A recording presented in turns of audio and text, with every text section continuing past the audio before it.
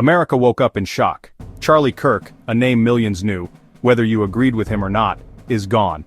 At just 31 years old, the conservative activist and founder of Turning Point USA was shot and killed while speaking to students at Utah Valley University. His sudden death has left a nation divided, a political movement shaken, and millions asking the same question: why did this happen?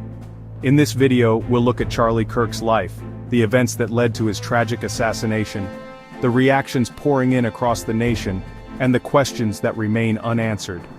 Stay with me until the very end, and don't forget to like, share, and subscribe, because stories like this are shaping the future of America, and you don't want to miss what comes next. Charlie Kirk was born in 1993 and grew up in Wheeling, Illinois. He was just a teenager when he began to speak out on politics, gaining attention for his outspoken conservative views. By 2012, he founded Turning Point USA, an organization dedicated to spreading conservative ideas among young people on college campuses.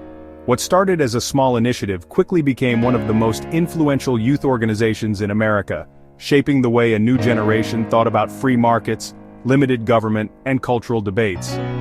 Kirk was more than just an activist. He was a broadcaster, a speaker, and to his followers, a fearless defender of conservative values. He built a massive online presence with millions of followers across social media platforms, hosting podcasts and events that regularly drew huge crowds. To his supporters, Charlie Kirk was a fighter for the forgotten voices of America's youth. To his critics, he was a controversial figure, often accused of inflaming political divides. But love him or hate him, he made a mark that could not be ignored. On September 10, 2025, Charlie Kirk arrived in Utah as part of his American Comeback Tour. The event was held at Utah Valley University, under a tent filled with students and locals eager to hear him speak. It was supposed to be another one of Kirk's signature Prove Me Wrong style events, where he debated anyone willing to challenge his ideas. But what unfolded that afternoon would shock the entire nation. Eyewitnesses report that during the event, as Kirk was engaging with students, a gunman approached the tent. Within moments, shots rang out. Kirk was struck in the neck. Chaos erupted. Students and staff screamed, ducked, and ran for safety.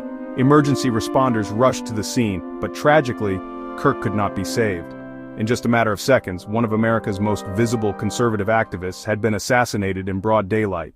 The news spread like wildfire. Within minutes, social media platforms were flooded with shock, grief, and anger. Utah's governor called the incident a political assassination. National leaders from both sides of the political aisle expressed condolences. Donald Trump, who had long supported Kirk and worked closely with him during his presidency, praised him as a true patriot, and even announced that Kirk would be awarded the Presidential Medal of Freedom posthumously, the highest civilian honor in the United States. Meanwhile, ordinary Americans expressed heartbreak online. Supporters shared stories of how Kirk had influenced their lives. Critics too acknowledged the tragedy, even if they disagreed with his politics. But beyond the grief, questions were already rising. Who was responsible? Why did this happen? Was it politically motivated, or was it a random act of violence? Authorities have confirmed an investigation is underway, but at this moment the answers remain unclear. Charlie Kirk's death has sparked a nationwide conversation about political violence and free speech. Supporters have described him as a martyr for conservative values, someone who died while exercising his right to speak freely. Many believe this tragic event highlights the dangers faced by public figures who challenge the status quo. Critics, while often opposing Kirk's political stances, have also condemned the violence, warning that the rise of political assassinations could tear the country apart.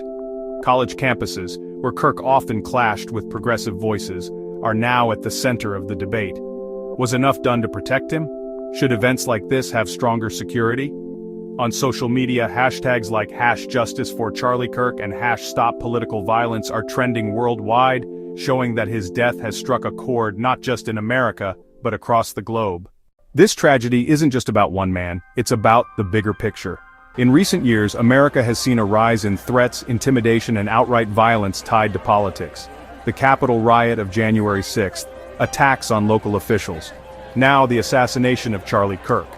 The question many are asking is, when did disagreement turn into violence? Free speech has always been a cornerstone of American democracy. Kirk himself built his career on debating ideas in public spaces. But when those debates turn deadly, the very foundation of democracy is threatened. Whether you agreed with Charlie Kirk's views or not, his death raises urgent questions about how America handles political differences. Are we still a nation that settles disagreements through debate and dialogue? Or have we crossed into an era where violence becomes the new language of politics? Charlie Kirk's life was cut tragically short, but his legacy is undeniable. He inspired millions of young conservatives to engage in politics. He built an organization that rivaled some of the biggest grassroots movements in America, and he showed that one voice, amplified with conviction, can shape the national conversation. His critics argued that he fueled division. His supporters saw him as a champion of truth. In the end, Charlie Kirk was a reflection of America itself, a nation divided, passionate, and deeply engaged in the battles over culture, politics, and identity. Whether you loved him or opposed him, you will remember him. And that is the mark of someone who left an impact. Charlie Kirk's death is more than a headline. It's a warning, a tragedy, and a reminder that ideas are powerful, but so is the responsibility to defend them peacefully. He once said that young people are the future of America. Now, his own future has been stolen, leaving a generation to carry forward his work or to learn from his controversies. The story is still unfolding and we will continue to follow it. But for now, America mourns a man whose voice will no longer be heard, even as his influence echoes for years to come.